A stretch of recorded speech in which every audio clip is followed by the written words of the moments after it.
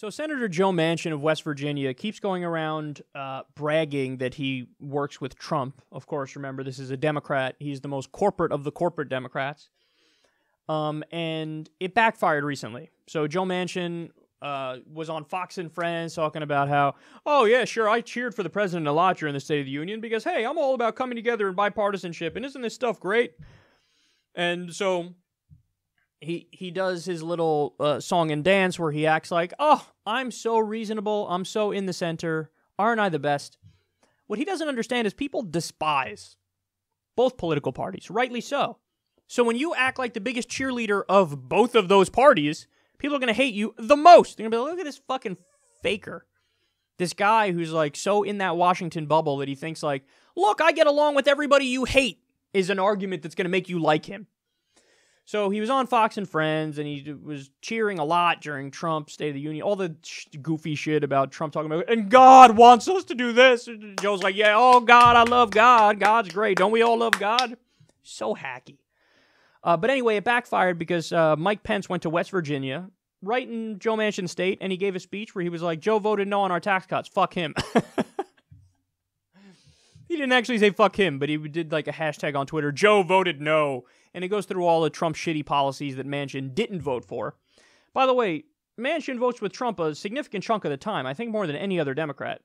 So it's good that he didn't vote for Trump's tax cuts, but for example, he voted for Wall Street deregulation.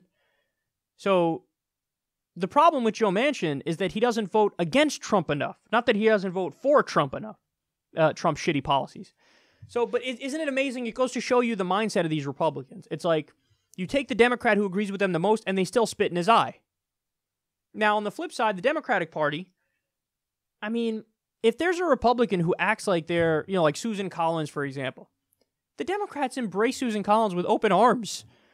Because they're like, oh, we love bipartisanship and getting along and holding hands, and we don't really believe in anything, so our tent is so big, we allow in the opposing party to set the agenda, and isn't this wonderful? Where's my stapler?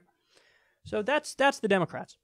But anyway, the reason I'm talking about Joe Manchin is actually not because of that. That's just a little, side point about how much of a bitch he is and how it's so easy to take his message and twist it and have the Republicans shit on him anyway. And it's like, well, if they're going to shit on you anyway, why not actually do the right thing and fight for the people of West Virginia? But no, he sells out the people of West Virginia every time. And then the Republicans are like, why don't you sell them out more? But the reason we're talking about Manchin is I want to give you an update on what Paula Jean Swearengin is up to. Paula Jean Swearengin is Joe Manchin's primary opponent. Now, look, I see the YouTube demographics and the breakdown, so I know who's listening to me in which state and stuff. And West Virginia is not one of the top secular talk states. I mean, I have thousands of listeners in West Virginia, but it's nowhere near like, the biggest states for secular talk are New York, California, and Texas. Those are the three biggest states.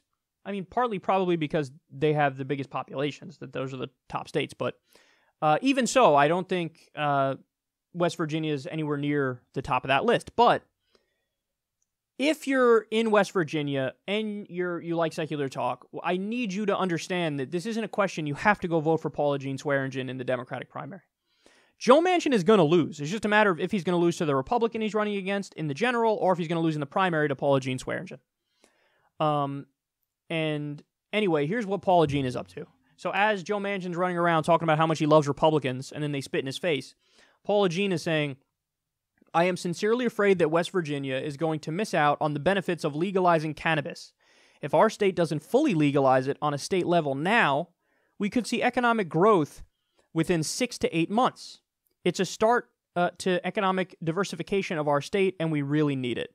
And then she goes on to give some numbers there, and the numbers show this is revenue from marijuana taxes, licenses, and fees in Colorado. In 2014, it was about $67.5 million. 2015, about $130.4 million. 2016, $193.6 million. And 2017, about $182 million.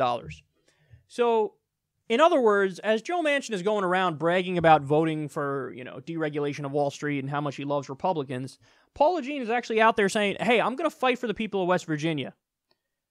And that's such an important distinction because she cares about these issues. I know she does. She's born and raised West Virginia.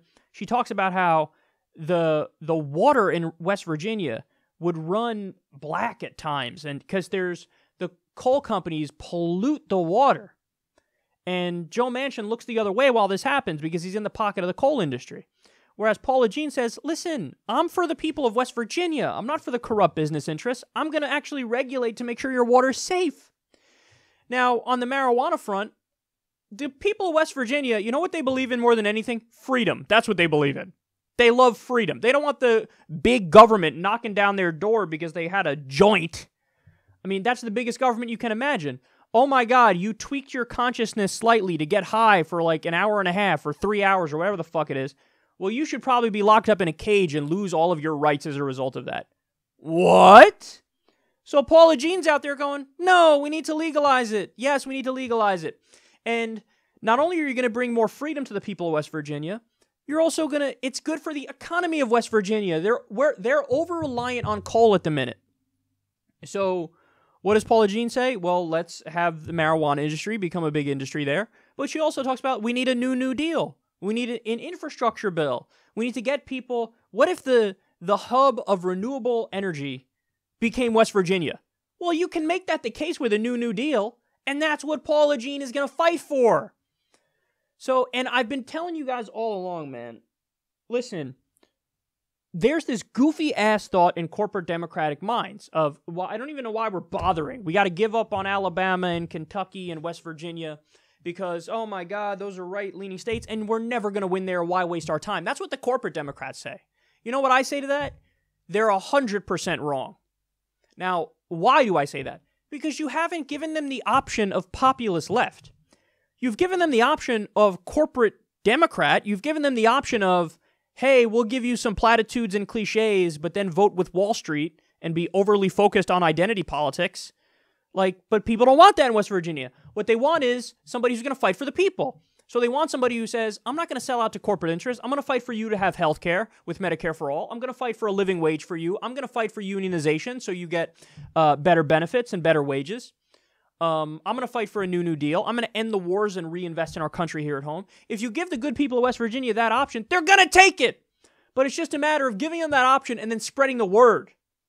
You know, speaking through that megaphone and letting everybody know, hey, there's another option. And there's so much evidence to suggest that these people would vote for populist left if they knew it's on the menu.